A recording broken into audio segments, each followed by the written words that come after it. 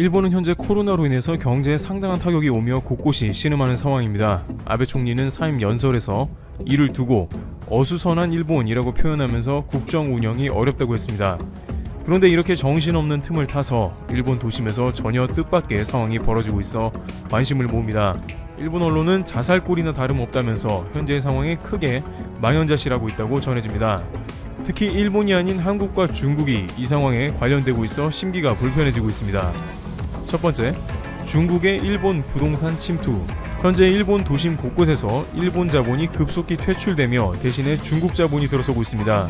대표적인 예로 일본의 활락가인 카부키초입니다. 이곳은 새벽까지도 사람이 붐비며 많은 이들이 찾는 곳인데 최근 코로나 사태로 인해서 당국의 집중 관리를 받는 곳이 되어버렸습니다.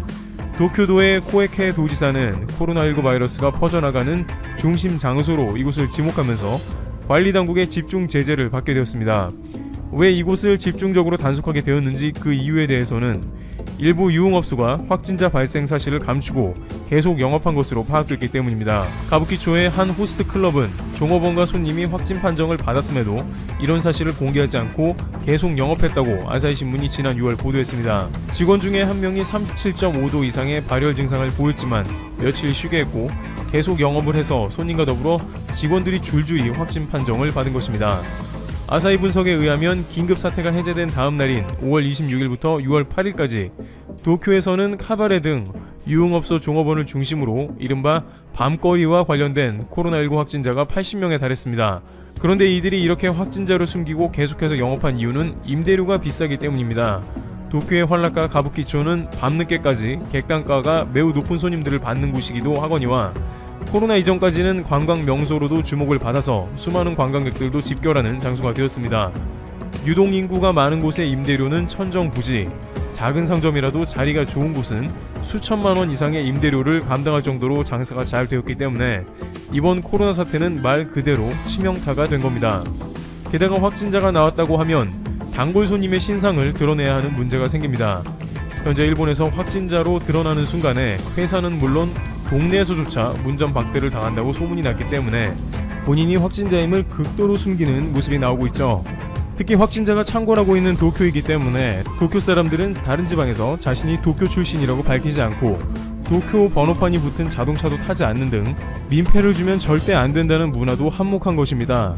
그러다 보니 코이케 지사는 집중적으로 가부키초를 단속하라고 지시한 상황이며 점점 더 수많은 상가들은 기피 장소가 되어버린 것입니다. 9시에 가부키초의 거리는 예전과는 다르게 인적 없는 썰렁한 상태를 유지하게 되었습니다. 그러다 보니 공실이 생기는 것은 정해진 수순이고 일부 상가는 평소보다 저렴한 매물로 등장했습니다.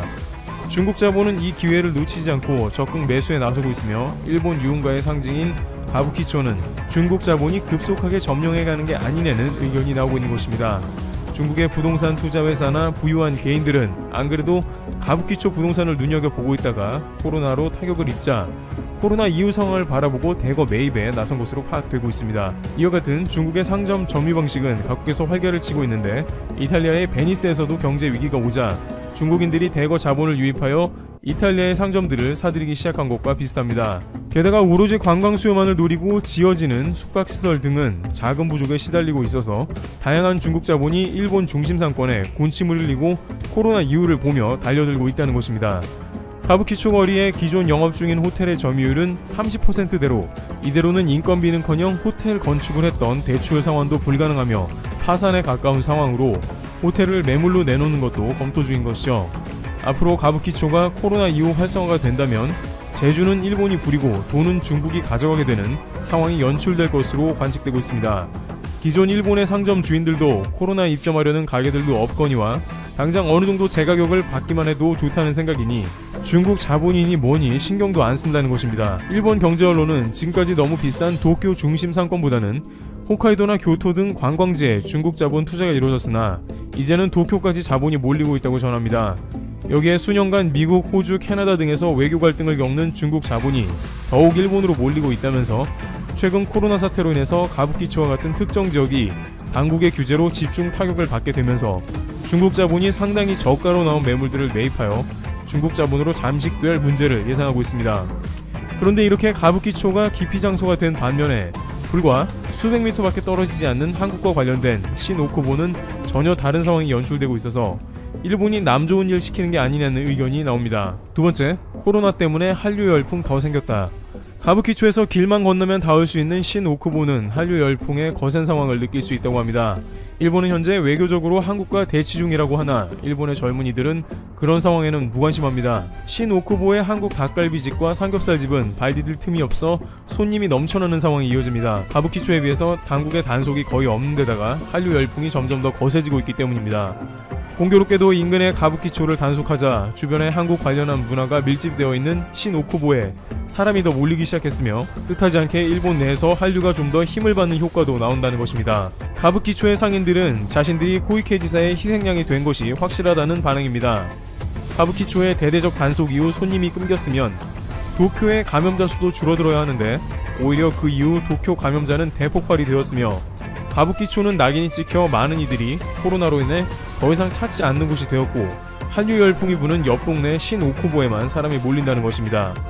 또한 과거의 한류 열풍과는 좀 더 다른 양상인데 과거에는 외교 관계에 따라서 한류 열풍이 감소하고 신오쿠보 등의 한인상가 밀집 지역은 피해가 생기는 문제가 생겼지만 수출 규제가 끝난 지 1년이 지나면서 확인된 사항은 일본의 세대가 지나면서 한국을 좋아하는 나이가 어려졌고 영향을 덜 받는다는 것입니다.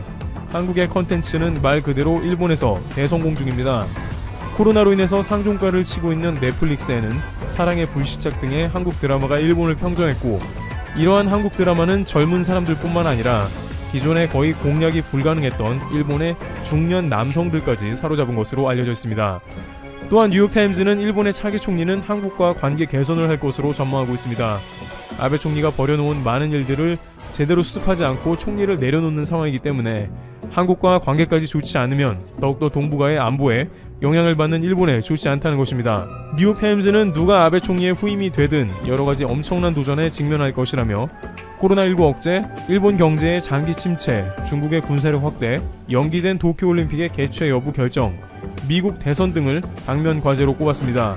호주 국립대에서 국제관계학을 가르치는 로런 리처드슨은 뉴욕타임즈의 강제징용 대상 판결과 무역전쟁 등을 둘러싼 한일 분쟁이 오래 갈수록 동북아 지역의 동맹 약화로부터 이득을 보는 유일한 승자는 중국과 북한뿐이라고 말했습니다. 최근 이번 사태 관련하여 대한민국에 대한 칭찬이 끊이질 않고 있습니다. 이번 사태 관련하여 검사를 많이 하는 것보다 검사 결과가 빨리 나오는 것이 중요하다. 한국은 24시간 안에 검사 결과가 나오는 나라다. 마이크로소프트 창업자이자 2019년 기준 포브스 선정 세계 부자 순위 2위를 차지한 빌 게이츠가 미국의 인기 토크쇼인 데일리쇼에 출연하여 한 말입니다. 사람들은 그녀를 전사라 부른다. 미국 월스트리트 저널에서 정은경 질병관리본부 중앙방역대책본부장을 가리키며 한 말입니다. 정 본부장은 일관되고 솔직한 언급, 정보에 근거한 논리적인 분석, 인내심 있는 침착함 등으로 한국 국민에게 신뢰감을 주고 이번 사태를 신속하고 철저하게 대응하는데 큰 역할을 하고 있다고 미국 언론에서 비중 있게 다루었습니다. 미국에 안 돌아간 건 최고의 선택이었다. 한국 건국대에 다니고 있는 미국인 유학생들의 말입니다. 올해 1월에 한국에 들어온 게릿 나이트와 마거릿 콤트는 이번 사태가 한국에서 빠르게 확산되던 초기에 깊은 고민 끝에 미국으로 돌아가지 않고 한국에 남기로 결정하였는데 이 결정이 그들의 인생에서 가장 잘한 선택 중 하나로 꼽을 정도라고 합니다. 특히 게릿의 경우 지난 2월에 미국에 있는 자신의 가족은 물론이고 미국의 본 소속 대학 총장까지도 그에게 귀국할 것을 강력하게 권하며 한국에 있는 그를 매우 걱정하였습니다. 하지만 지금은 완전히 반대가 되어 오히려 한국에 있는 게릿이 미국에 있는 자신의 가족들을 걱정하고 있습니다. 이렇게 끊임없이 칭찬을 받고 있는 한국은 최근 해외에서 입국한 이들로 인한 확진이 늘어나면서 이를 해결하고자 신경을 날카롭게 곤두세우고 있는 가운데 해외 유학생들이 한국으로 입국하면서 해열제를 필사적으로 복용한다는 충격적인 소식이 전해졌습니다. 입국 검역대를 무증상으로 통과하기 위해 무리해서라도 해열제를 복용하는 유학생들은 하나같이 한국에서 치료받기 위해 이렇게라도 한다 라고 말합니다. 이렇게 필사적으로 한국에 들어와 치료를 받으려는 것은 크게 두 가지 이유가 있는데 첫 번째는 우수한 한국의 의료 시스템이고 두 번째는 경제적인 이유라고 합니다. 예를 들면 미국 동부에서 입국한 한 유학생의 경우 한국에 오는 비행기 티켓값, 체류비, 진단비 등을 다 합쳐도 미국에서 치료받는 것보다 더 싸다고 말합니다. 그만큼 해외에서 유학생들은 현지 의료보험에 취약하여 제대로 된 치료를 받기가 어려운 것이 현실입니다. 하지만 문제는 이렇게 해외로부터 입국할 때 많은 사람들이 자신의 몸 상태나 약 복용 사실에 대해 사실대로 밝히지 않는 경우가 많다는 것입니다. 무증상으로 입국하여 자가격리 원칙을 제대로 준수하지 않게 되면 아무리 사람들이 사회적 거리두기를 실천해도 꾸준히 확진자가 늘어나게 되는데, 실제로 중앙방역대책본부의 자료에 의하면 5일 0시 기준 전날 대비 신규 확진자가 81명인데 그중 40명이 해외에서 유입된 경우였습니다. 즉 절반 가까이가 해외 유입 확진자인데 이 중 24명은 그나마 공항 검역대에서 확진 사실을 확인하였지만 나머지 16명에 대해서는 입국 절차를 마치고 지역사회에서 확인이 된 만큼 국내 지역사회 추가 확산이 심히 우려되는 상황입니다. 한편 최근 NHK, 요미우리, 니온 게이자이, 아사히신문 등의 보도에 의하면 아베 신조 일본 총리가 긴급 사태 선언을 곧 발령할 전망이라고 합니다. 지난주까지만 해도 아직 전국적으로 급속하게 만연한 상황이 아니라더니 빠르면 7일 긴급 사태 선언 수순을 밟겠다는 일본입니다. 이렇게 자신의 말을 뒤집으며 오락가락하는 모습은 일본뿐만 아니라 세계보건기구 WHO에서도 볼 수 있습니다. 최근 WHO가 사회적 거리두기 캠페인의 방법으로 게임하기를 제시했다가 자신들의 의견을 뒤집는 자가당착의 논란이 화제가 되었습니다. 지난해 WHO는 게임 이용 장애를 질병으로 분류한 바 있는데 1년 후인 올해 이번 사태 대응 차원에서 떨어져서 함께 플레이하자는 뜻의 Play Apart Together 해시태그 캠페인을 벌이기 시작한 것이죠. 의료업계의 말만 듣고 게임을 질병으로 분류할 때는 언제고 이제 와서 게임을 권장하냐며 국내 게임 업계에서는 냉소적인 반응을 보였습니다. 감사합니다. 최고킹이었습니다.